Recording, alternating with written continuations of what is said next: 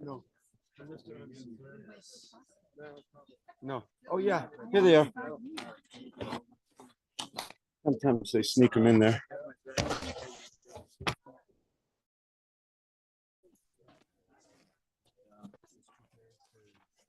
Wow, now in typical Colorado fashion. Exactly. Everybody's in the way. Pleasant. People are in the way. Where was this over the holidays? I don't know kids. Yeah, just feel like Stay on. Yeah.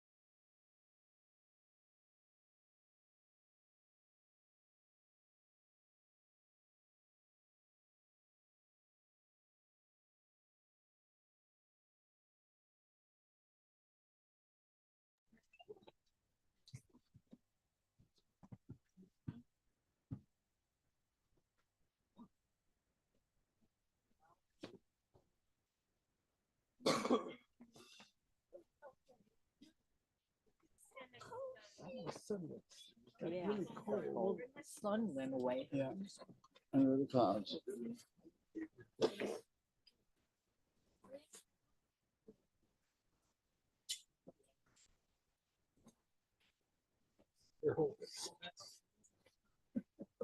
Is there anything else I have to do for you? Don't you have a pocket?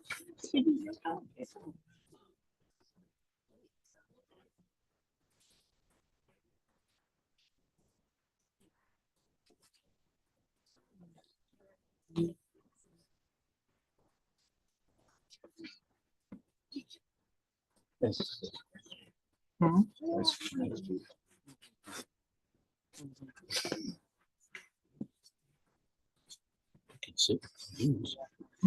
Oh, Jay. Hi, Jay. Oh, good. Oh, looking good in there. That's army khaki. I got 3 layers, 2 coats on, long underwear, I know. heavy duty socks. 3 layers, didn't we? Yeah. Heavy duty t-shirt and Yeah. a sweater. Wow.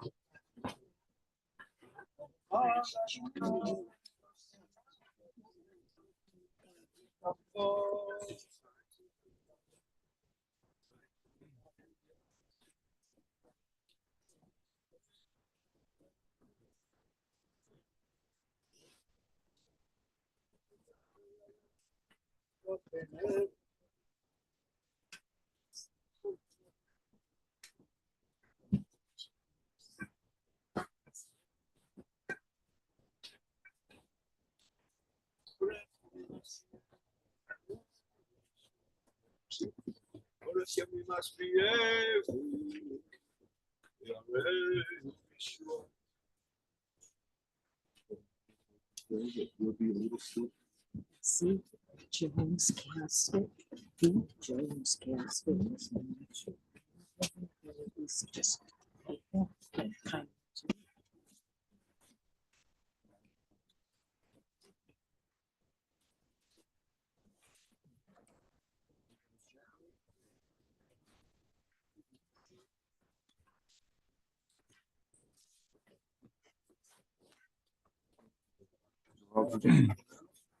Ladies and gentlemen, if I could remind everyone to please turn off your cell phones for the service.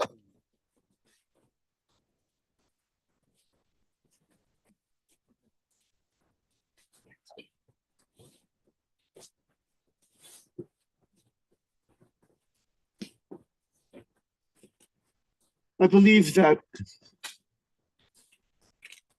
when we send someone off who has spent 94 incredibly productive and sweet years, that we should have a smile inside. That doesn't lessen the grief or the sadness for the family and those who knew him really well. But for me, I'm happy that he lived that long and had such a good life. We begin with the 23rd Psalm. This is a very misunderstood Tehillah in my thought because it's most often associated with funerals. The Lord is my shepherd, I shall not want. But, you know, we sing this psalm on Shabbat when we're coming to Mincha time after we've had a nice shlaf and we go back to end the Shabbat. And King David, when he wrote this psalm, he was running for his life. And he asked for God to protect him on that journey. So on Aran's journey to whatever is coming next, we wish him a speedy and safe one. Mizmor leDavid, Adonai ro'i lo echsar, binot deshe yarbitzeni, al mei menuchot ינעלני, נפשי ישובב, ינחני ומגלי צדק, היי למען שמו, גם כי אלך בגצל מוות, לא ירא רע, כי אתה עמדי. שבטך ומשענתך המה ינחמוני. תערוך לפניי שולחן נגד סורריי. תשענת בשמן ראשי, כוסי רוויה, אך טוב וחסד ירדפוני כל ימי חיי. ושבתי בבית אדוני לאורך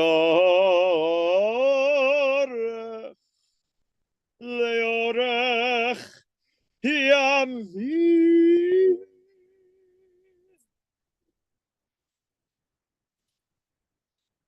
If you'd like to join me in the English that many of us are familiar with. The Lord is my shepherd, I shall not want. He makes me to lie down in green pastures. God leads me beside the still waters. God restores my soul. Adonai guides me in straight paths for Hashem's name's sake. Yea, though I walk through the valley of the shadow of death, I fear no evil, for you, God, are with me. Your rod and your staff, they comfort me. You prepare a table before me in the sight of my enemies, but you have anointed my head with oil. My cup overflows. Surely Tov v'chesed, goodness and kindness shall follow me all the days of my life, and I shall live in the house of Adonai forever. You know, when I was speaking to the family yesterday, those two words really stood out. Tov, goodness, v'chesed, and kindness. He was a kind man. And he'd give you anything if you needed it. And I felt that from his kids and his beautiful wife. Until I saw Joan yesterday, I hadn't put the names and the faces together. And then I remembered how long I've known them. But she doesn't look any older, so I don't know what the deal is.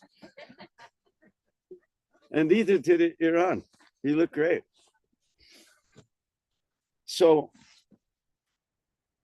there's a beautiful story that I've told many times, but I think this is a perfect example. There's a story told that an older man was going by the shore and he saw all these people cheering for a boat that was leaving to go out on a journey, and one that was coming in and no one was cheering. And he said it should be the other way around. When we come into the world, we don't know how long we're going to live or how our life will be, what quality of life we'll have. A partner for 62 years. You never know. So when they cheer for the boat, it's going to hit storms, you don't know. But the one coming in, we know, had a good life. There's several people who are going to speak today who know him much better. And first, I'd like to call upon his son, Donnie, to come on up and speak to us.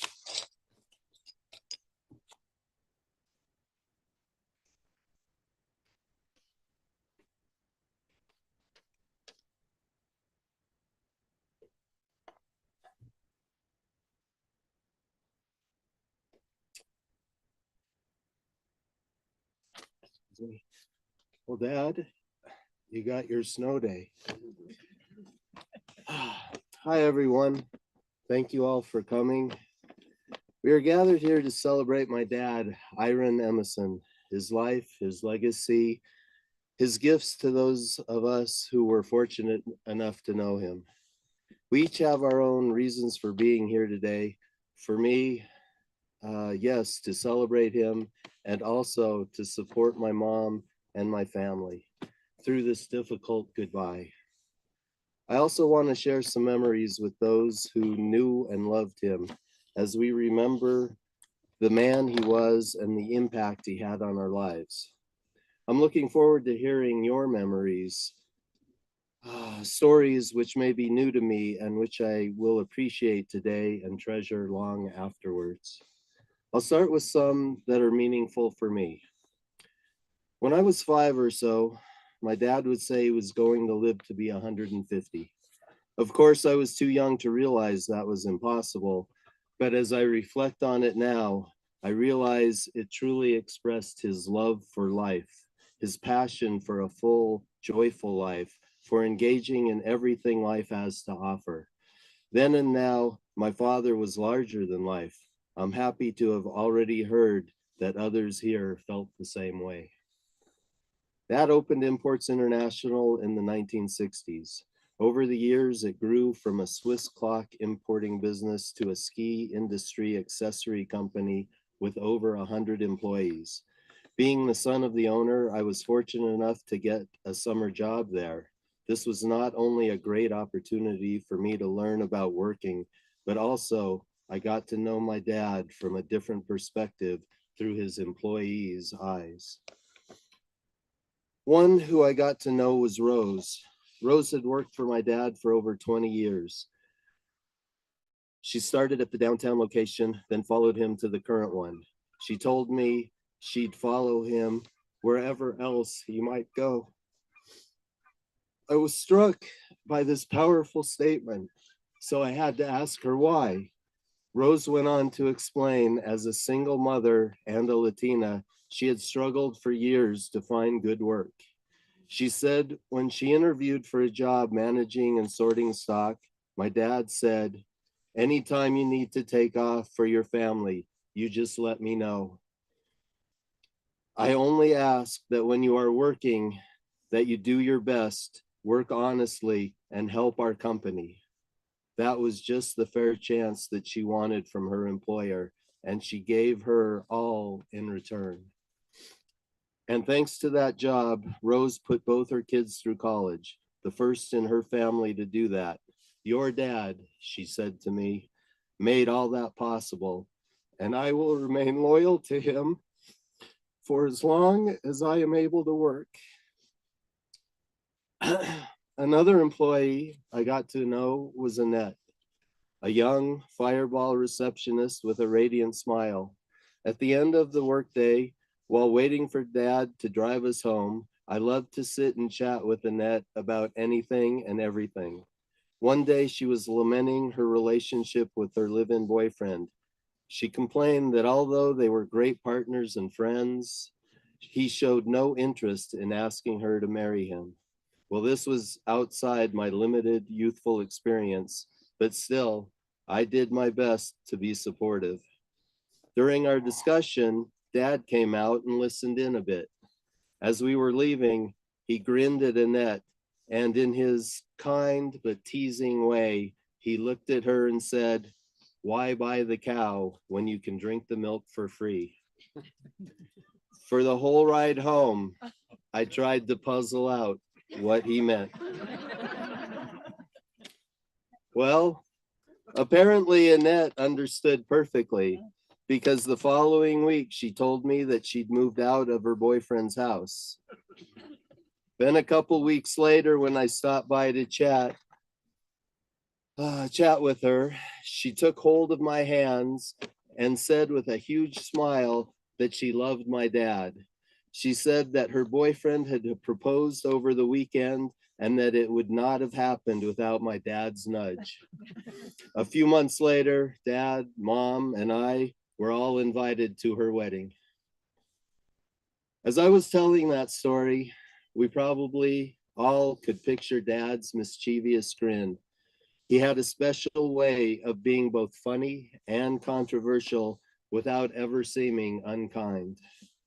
Anytime he flashed that Iron Emeson grin, I knew something between silly and outrageous was about to come out of his mouth. I once asked why he liked to bring up provocative subjects, why he made such shocking statements. Out came that grin again. Because, he said, the different opinions and thoughts people have are part of why life is worth living. He kept life interesting and fun, and conversations around him always stayed lively and friendly, different from many interactions I see today. I feel that was one of his truly special talents, and one I will miss terribly. As you probably know, Dad was also an avid skier. To share his love for skiing, he volunteered for the JCC ski program.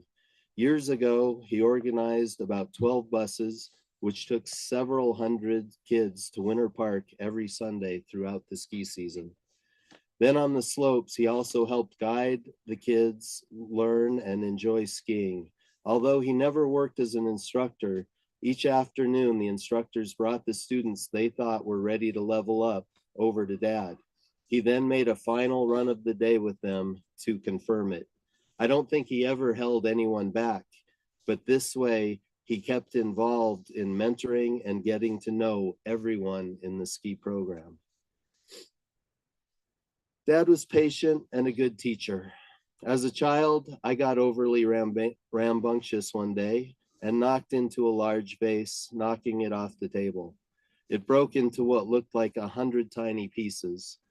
I sheepishly walked upstairs to confess to Dad. He said, "Let's go take a look."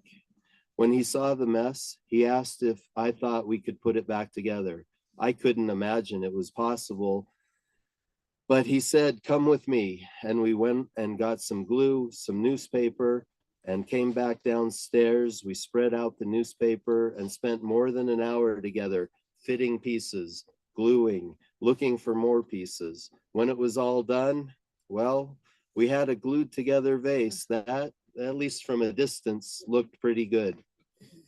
Most of all, I learned about patience, perseverance, and forgiveness from my dad that day, and again on many other occasions. Over the years, I watched him run a business, buy and run a small ski area, maintain rental properties, touch the lives of hundreds of people, yet he's also had time to teach me how to ride a bike, to take my mom in his arms and give her a hug and a squeeze, showing how much he loved and appreciated her. We played bumper pool and ping pong, and later he did the same with his grandkids. His successful business life and community leadership never interfered with his attention at home with his family.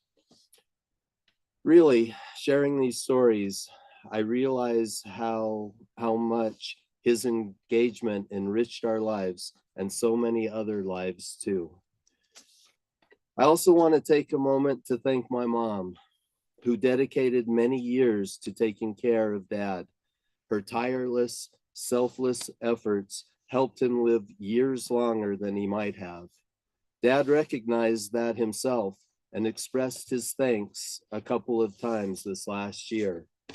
At Mom's recent birthday, my partner Jen, who has an amazing talent for getting people to open up beautifully with each other, Jen asked Dad what he wanted to say about Mom on her 91st birthday.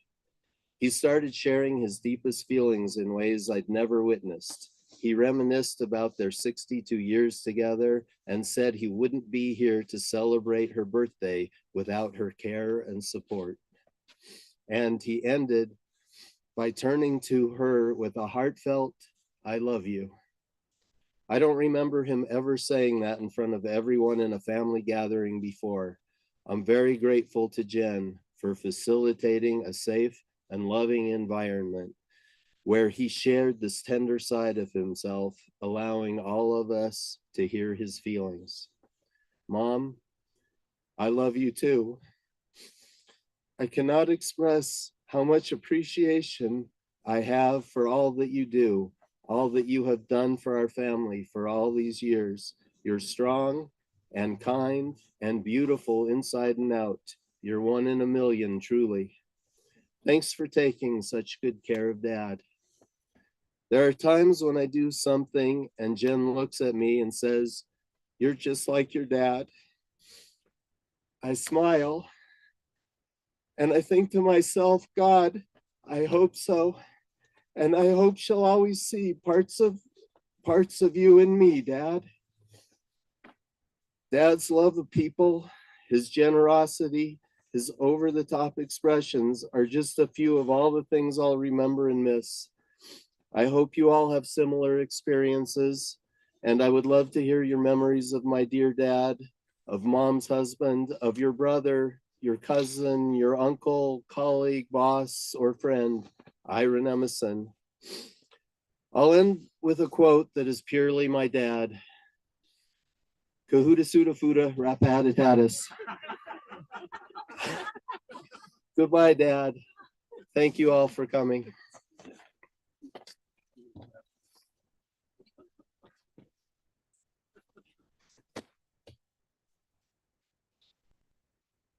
That truly was special. Thank you. You know, when the first conversation about a funeral in the Torah is when Sarah, Abraham's wife, passes away. And it says that he went and bought the cave of Machpelah in Hebron. But first it said that Hesped, that he gave a eulogy for her, and then he buried her. So thank you. So we know about how kind he was, and there's two brothers here today who are like sons to the family, and both of them would like to speak. So I'd like to call Michael and Sheldon to come on up.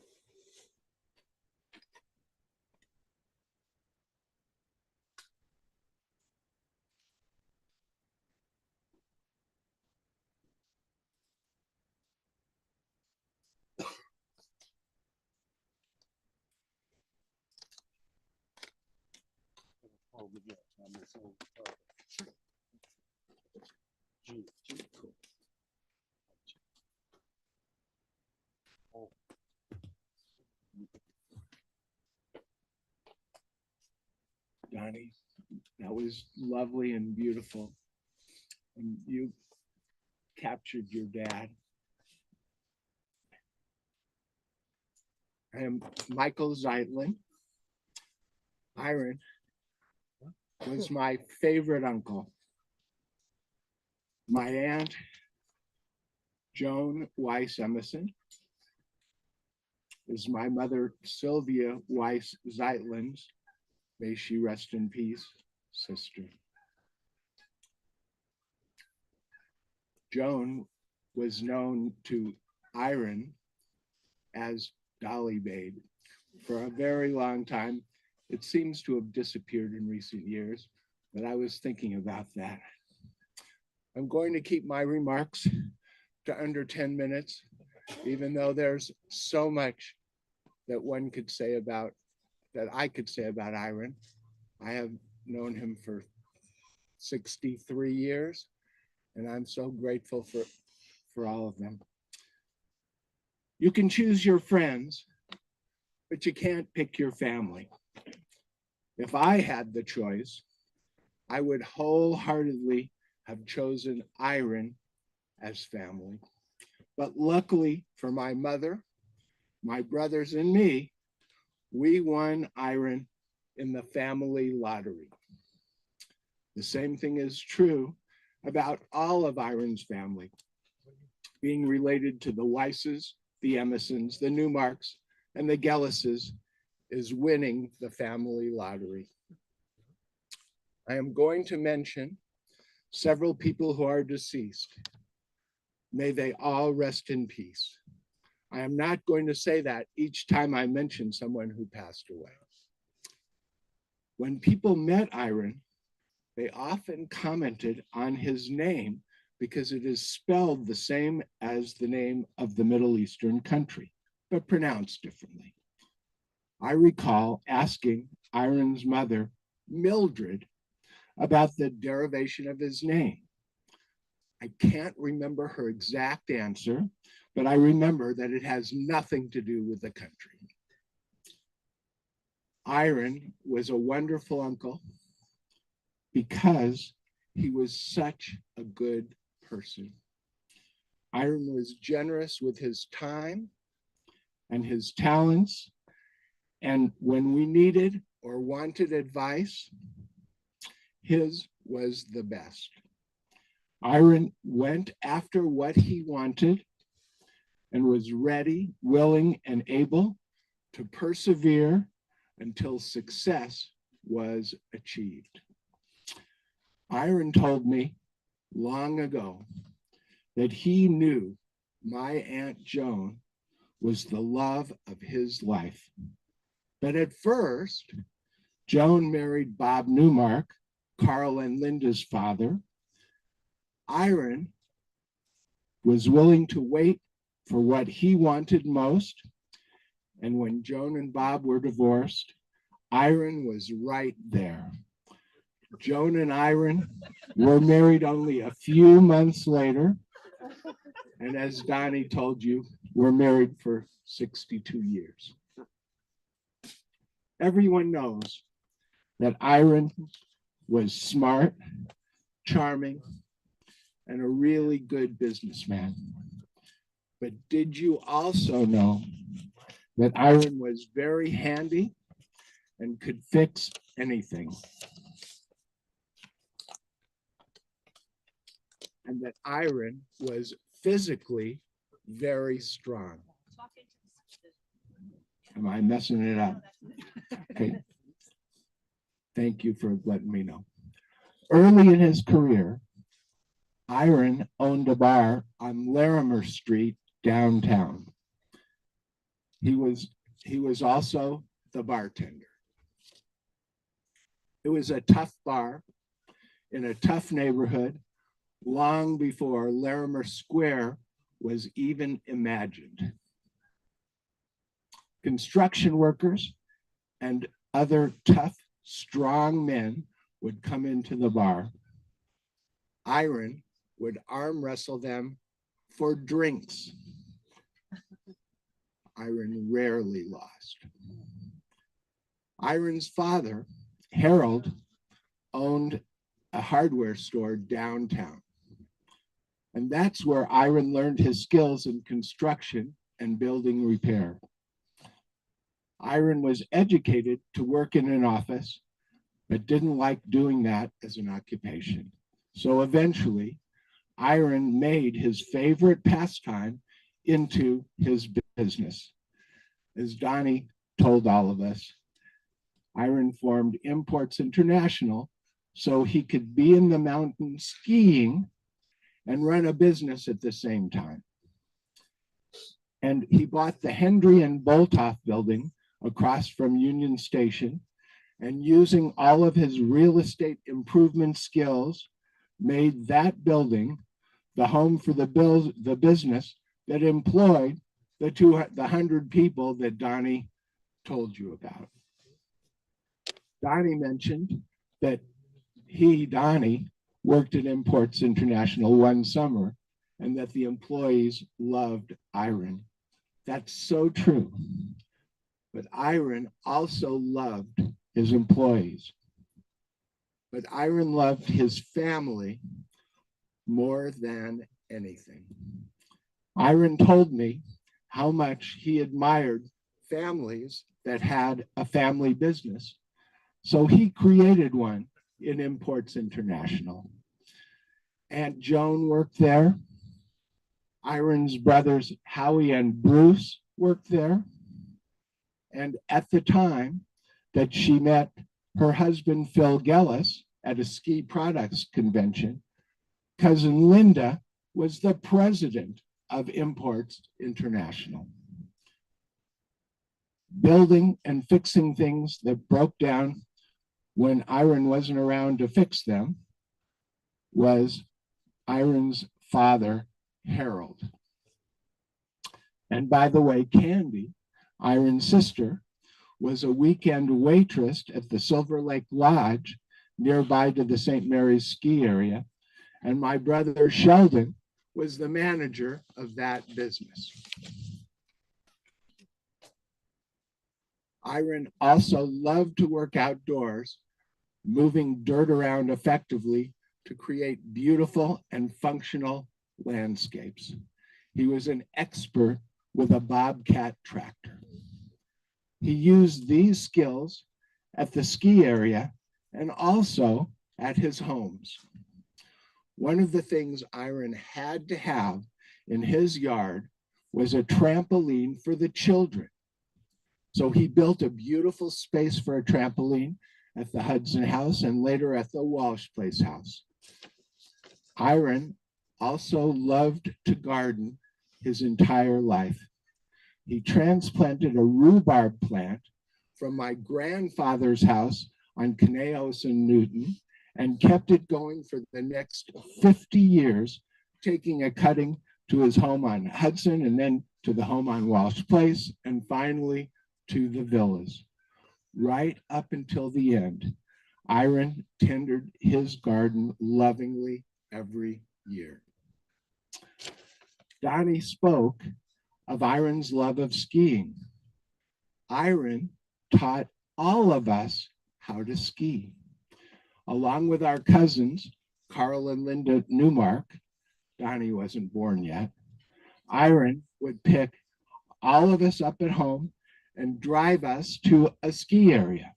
At first, it was the Idlewild ski area for beginners, and later, Loveland or Winter Park.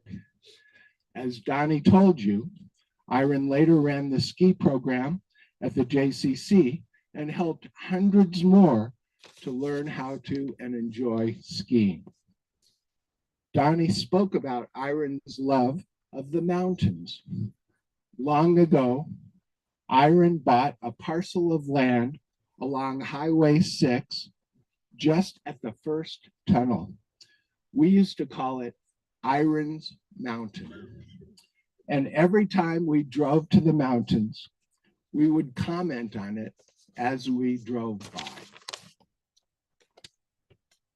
To conclude, I have a story of representing Iron's integrity and perseverance. It was one of Iron's dreams to own a ski area. And when the St. Mary's Glacier area came up for sale in 1978, he put together a partnership to buy it. He raised money from many of his best friends, and my brother Sheldon and I invested in it as well. It wasn't an immediate success. It was purchased in 1978 and held until 2016. I'll do the math for you. That's 38 years. And ultimately, thanks to Iron, everybody made money. The only reasons that's true is because Iron never gave up. After the original money was spent early on, Iron paid all the bills for years and years until the property could be sold. He also made himself an integral part, an integral member of the community up at St. Mary's, and spent much of his spare time, as if he had spare time, up at St. Mary's. Eventually, Iron got all of his money back, and the rest of us got our money back plus a profit. If not for Iron's integrity, perseverance, and generosity, we would have lost all of our investment. Iron was so strong and so vital. He is the one person I never could imagine getting old. Now, we know that no one lives to 150, but I imagined Iron would be the one. I'm grateful to my partner, Carla Guarino, for facilitating get-togethers with Iron and Joan. over the past year or so that we could spend time with Iron in his last years. It's freezing out here and I'm out of time. Speaking for myself, my brothers Sheldon and David, and everyone who knew him, I can say that Iron was truly loved and truly respected. Iron, you will be missed and remembered forever.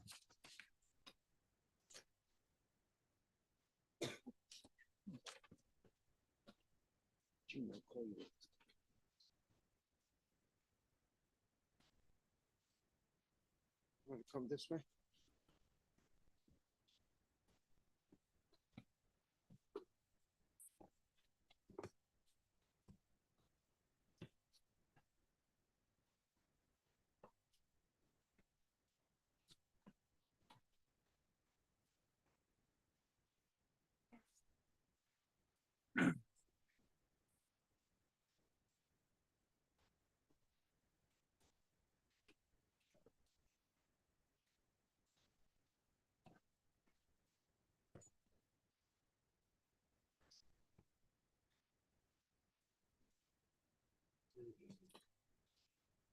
When I moved to New York 25 plus years ago,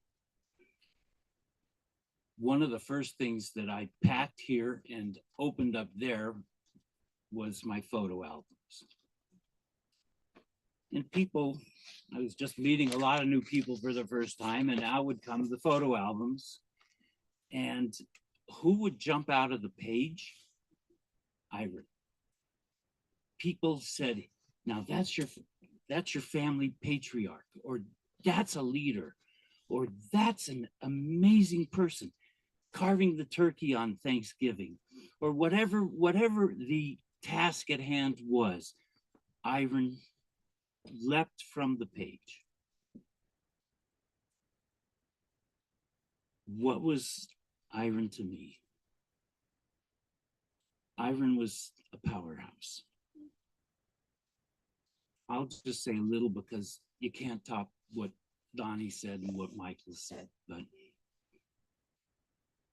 he was a mentor, he was a guide, and he was a caretaker. He was a completely unique person in my life. And when he came into our family, he stepped into the role of leadership. I don't think he even thought he was doing it. He did it completely without ego, without any arrogance, and just led us, brought us to where we grew up under Iron's watch. He would watch me, he would direct me, he would guide me, and God knows I needed a lot of that, and he was there. I'll tell you in short, we spent many, many hours at St. Mary's Glacier together, teaching me how to do books, how to tend a bar, how to freeze on the T-bar tower, how to use tools and drive the D7 Caterpillar that was usually broken anyway. But these were times that I'll cherish. I told Donnie an example or two. I don't know if everybody wants to hear it, but there was a time when we had a big dump truck up there, and we had the Bobcat that Michael mentioned, and we were towing it. Iron was driving the dump truck and towing the Bobcat behind it down the Fall River Road in the winter with ice on the road. And all of a sudden, that Bobcat started to fishtail behind the truck. I told this to Iron 2 years ago or so, and he said, I don't remember that, but thank you for telling me. And that thing started to fishtail, and I was in the car behind watching all this going, I can't believe what's happening. Like Iron, it righted itself and he just continued down the mountain. I think it did maybe I imagined it bigger than that, but I don't know. I want to go on a different path. Most of the mitzvahs in our Torah we don't have reasons for them. But there are two that promise long life. One of those two is honoring your parents. And so Iron is teaching us something because he had a long life. So it must have been a great love that he had for Harold and Mildred. And that's a lesson that he brings to us from beyond life. That's something that we can learn from Iron. And in Iron's name, when we think about Iron, we can honor each other more and more and dedicate that to Iron. We like to look at the weekly Torah reading and see what's in it that tells us about current events. And this week's reading is called Vayechi, and that means, and he lived. But really, the story of that section is about the passing of Jacob. But it says, and he lived. And what does he do? We learn from Jacob the model of how to be. He was giving, he was loyal, and he blessed his children one by one, all 12 of them. It's listed out in the Sedra how he blessed them. And I was thinking, what is a blessing? And a blessing is when we ask God to do something because we know we can't do everything. And that's what it was. Contrary to popular thought, we Jews do believe in an afterlife. And in that afterlife, we can do something for the people who aren't with us. And I was thinking, Ivan did so much for us. Isn't there something we could do for him? And the truth is, yes. He was very devoted to his synagogue and to the yeshiva. He was a very, very proud Jew. When I didn't understand what it meant to be a proud Jew, maybe I still don't. We can do things for him now. And I made a couple of notes. I think he would be pleased to look down at us and see us being a little bit more involved in our Jewishness. We could be thinking about God a little bit more. We could be a little kinder. We could try and be like Iron. If we do this in Iron's memory, we'll get a lot out of it. And I know that we'll be sending things to him as well. So with that, may God comfort Joni, my dear Aunt B, Jean and Candy, Donnie and Jen, Carl and Penny, Linda and Phil, and all of us who mourn his loss.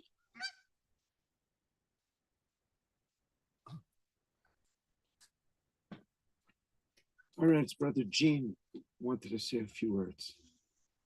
No? Okay. We're going to move forward now. We're going to ask the cemetery gentleman to come help us lower the casket. In just a moment, each one of us will have a chance to participate in a very special mitzvah called Chesed Shel Emet. It's a mitzvah that someone can't say thank you for.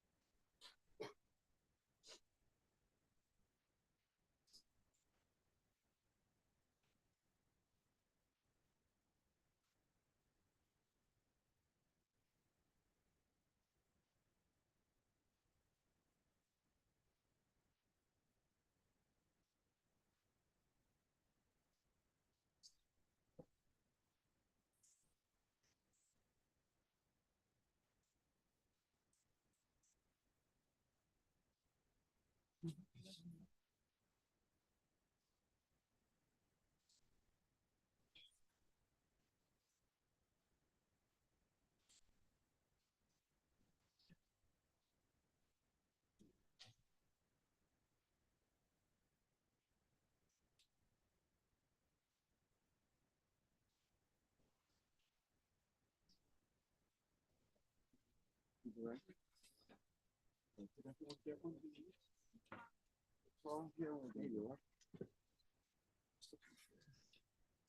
let you do it so I don't put you on your left side, okay? Yeah.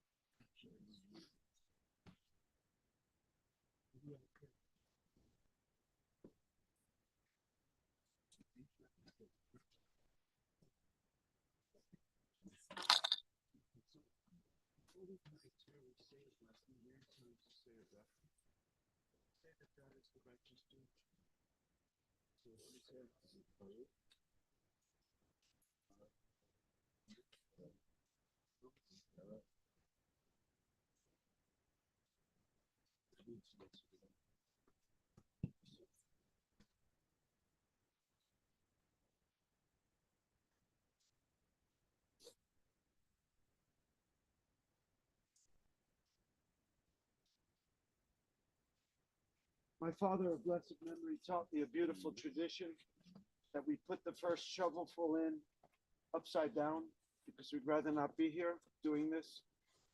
And then put as many shovelfuls as you like. If you're able to put the shovel back in so the next person can take it, unless they need help, and then please, of course. Aaron, lech shalom. Go in peace.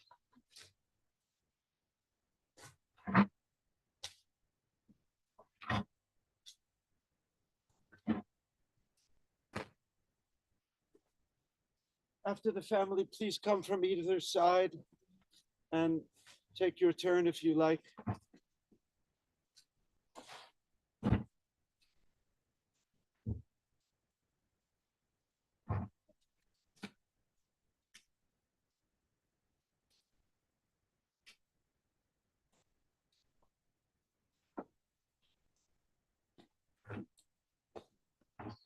Yes, definitely. You could help her.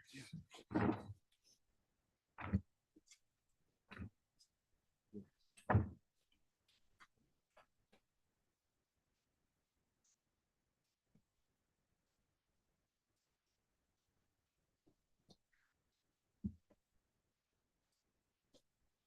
I want to mention Iran's sister and brother, Candy and Jean, and his grandchildren who are here, Chad, Brett, Amanda, and David, and their families. And if I missed anybody, I'm sorry. While we're filling in, I want to mention that the family will be receiving guests back at the lighthouse at their home. And tonight at 6:30, we will have a Mariv service so the family can say Kaddish at home. And they ask that donations be given to the BMH BJ and Yeshiva Torah Chaim. Thank you so much for being here today.